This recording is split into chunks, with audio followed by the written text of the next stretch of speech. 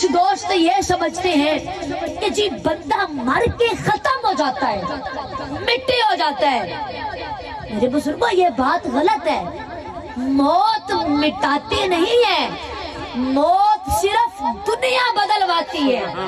میرے نبی نے فرمایا کہ اکثر قبروں میں پڑی ہوئی میتیں ماں باپ کے دعاؤں کا انتظار کرتی ہیں، اولاد کے دعاؤں کا انتظار کرتی ہیں، بہن بھائیوں کی دعاؤں کا انتظار کرتی ہیں، تو جو مر کے ختم ہی ہو جائے، مٹ جائے، کیا وہ انتظار کرتا ہے؟ نہیں نا۔ تو یہ بات غلط ہے کہ موت مٹاتی ہے، موت مٹاتی نہیں ہے، موت صرف دنیا بدلواتی ہے۔ یہ اللہ رب العزت کا بنایا ہوا نظام ہے۔ آپ دیکھیں کہ ہم اس دنیا میں آنے سے پہلے بھی کسی دنیا میں تھے، اور وہاں سے نکل کر پیدائش کے ذریعے ہم وہاں سے اس دنیا میں آئے۔ رہنا ہم نے جہاں بھی نہیں، یہاں سے ہم نے اگلی دنیا میں جانا ہے، رہنا ہم نے وہاں بھی نہیں، وہاں سے پھر اگلی دنیا میں جانا ہے، رہنا ہم نے وہاں بھی نہیں، پھر وہاں سے اگلی دنیا میں جانا ہے۔ اچھا، اب یہ جو دنیایں ہیں ان کا نام کیا ہے؟ جہاں سے ہم آئے ہیں نا اسے کہتے ہیں عالم عروا، یعنی روحوں کی دنیا۔ وہاں سے پیدائش کے ذریعے ہم آئے عالم شہادت میں۔ اب رہنا ہم نے یہاں بھی نہیں، یہاں سے موت کے ذریعے ہم نے جانا ہے عالم برزخ میں، قبر کی زندگی، برزخی کی زندگی۔ رہنا ہم نے وہاں بھی نہیں، وہاں سے پھر ہم نے جانا ہے عالم قیامت میں، اور وہ دنیا اتنی بڑی ہوگی کہ اس کا ایک دن 50,000 سال کے برابر کا ہوگا، اور رہنا ہم نے وہاں بھی نہیں، وہاں سے پھر اپنے عملوں کا حساب سے یا عالم جنت میں جائیں گے یا عالم جہنم میں جائیں گے۔ تو اب ہم چلے کہاں سے تھے؟ عالم عروا سے، روحوں کی دنیا سے، اب ہیں عالم شہادت میں، پھر یہاں سے عالم برزخ میں، رہنا ہم نے وہاں بھی نہیں، پھر وہاں سے عالم قیامت میں، رہنا ہم نے وہاں بھی نہیں، پھر وہاں سے اپنے عملوں کے حساب سے یا عالم جنت میں جائیں گے یا عالم جہنم میں جائیں گے۔ تو اب آپ سب یہ پڑھے لکھے لوگ بیٹھے، مجھے سمجھانے کی ضرورت نہیں پڑے گی۔ میں عرض یہ کرنا چاہتا ہوں کہ موت جو ہے نا، موت یہ مٹاتی نہیں ہے، موت صرف دنیا بدلواتی ہے۔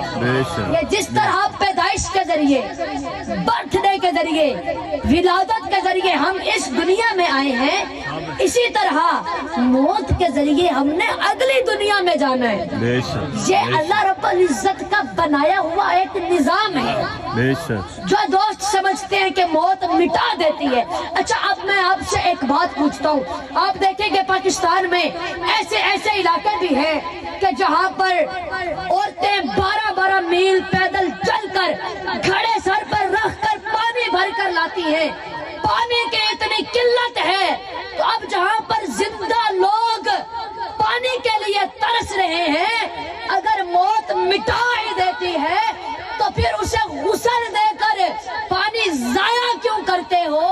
سبحان اللہ۔ اور میرے بزرگوں، پاکستان میں ایسے علاقے بھی ہیں کہ جہاں پر غریب لوگ کپڑا پہننے کے لیے ترستے ہیں، ان کے پاس تن ڈھانپنے کے لیے بھی کپڑا نہیں ہے، تو اگر موت مٹا ہی دیتی ہے تو پھر اس پر 20-22 گز کا لٹھے کا کفن کپڑا ضائع کیوں کرتے ہو؟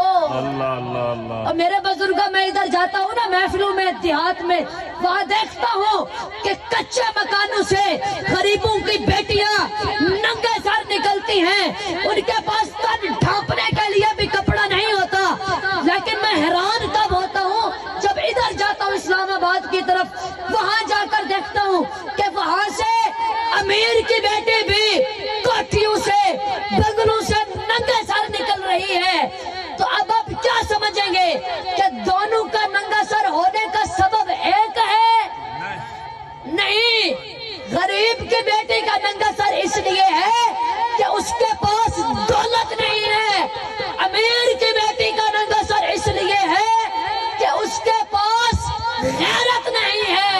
اللہ اللہ اللہ۔ نعرہ تکبیر، نعرہ رسالت، نعرہ خلافت، نعرہ حیدری۔ بات ہے. میرے بزرگوں بس اب کسی کا ننگا سر غریبی نے کر دیا اور کسی کا ننگا سر بے غیرتی نے کر دیا.